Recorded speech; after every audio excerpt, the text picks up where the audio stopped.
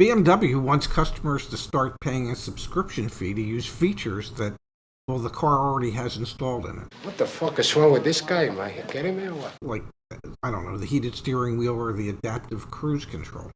Now think about that for a moment, ladies and gentlemen.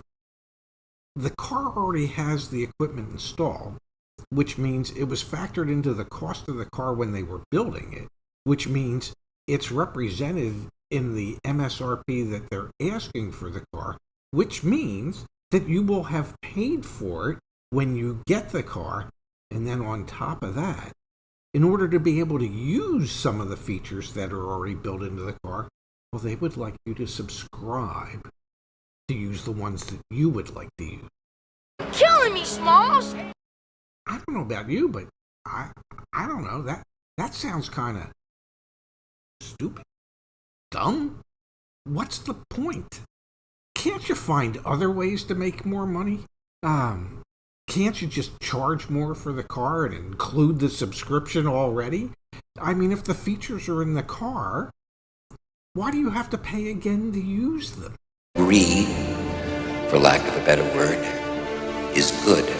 It just baffles me to a certain degree that, you know, if you lived in a cold climate and it's wintertime and you have to subscribe to use the heated steering wheel or the heated seats, where, I don't know, the person that lives in Arizona that paid to have the heated seats and the heated steering wheel that was already in the car doesn't have to pay for that.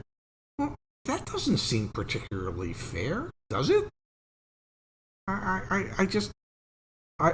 was under the impression, having represented BMW and their Mini brand for years, that, well, BMW considers themselves a luxury brand, a premium brand.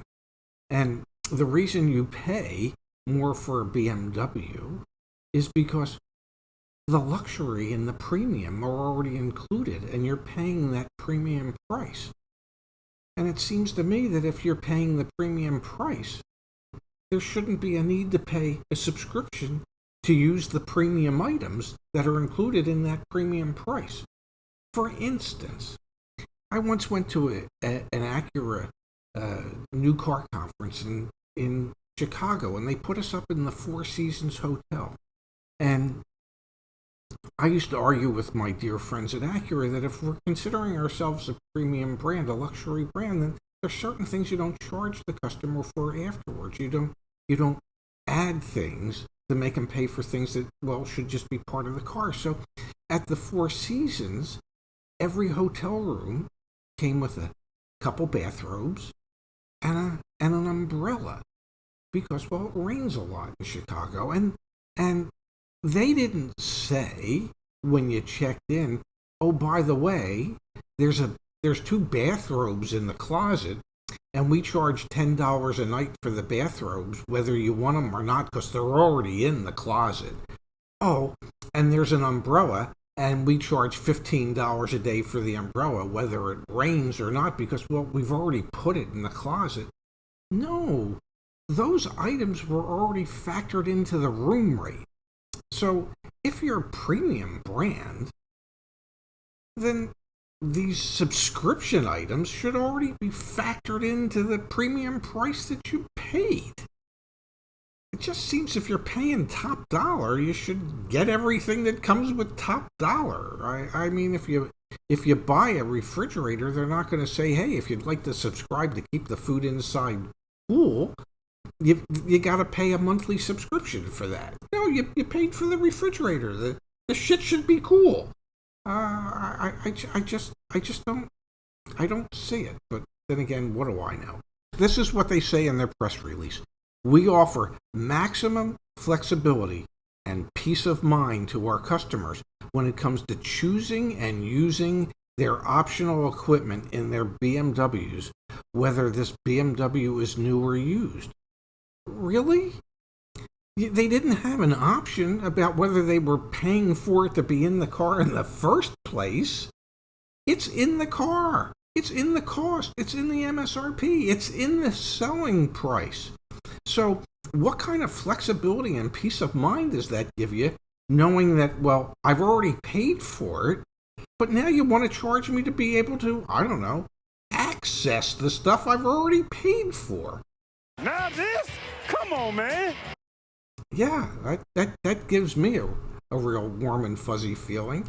That would make me say, I don't know that I'd ever want to buy another BMW again if you're going to treat me like that. I mean, it just doesn't seem to make a whole lot of sense in the real world application of things. So if BMW wanted to take some advice from me, and well, God knows they don't and they won't, but if they wanted to, this is not the hill you want to die on as a manufacturer of automobiles. This is not the way you want to start treating your loyal customers in the future when they buy another car from you, saying, well, yeah, it's loaded to the gills with all this equipment, but if you'd really like to enjoy it, well, there'll be a monthly fee of God knows what on top of your car payment, on top of your lease payment, on top of your insurance payment and your gas and your maintenance. It's just like they are basically giving the middle finger to every one of their loyal customers. Show me the money. And I don't know, BMW, if that's quite the way I'd want to reward my loyal customers. I think I'd actually want to give them something for being loyal, not make them pay a little more for being loyal. But that's just me. What the hell do I know? I don't know much. It's you can see it. It's written on my face every day. The man has just a dumb-looking face, and he don't know what he's talking about. What can I tell you? Hey, if you like this style of video, and God knows I don't know why you would, but my son's getting a kick out of it, and that means there'll probably be more of these in the future. Yeah, just subscribe, and we'll keep you posted as to what we're doing. And also, don't forget about that other thing, the Auto Insider, our podcast that's available on Spotify, Apple, and Google Podcasts. I'm not sure where you get any of that stuff, but please subscribe, listen to our content. We try to have a little bit of fun with what we do, and we'll continue to do that moving forward. Thanks so much for watching today.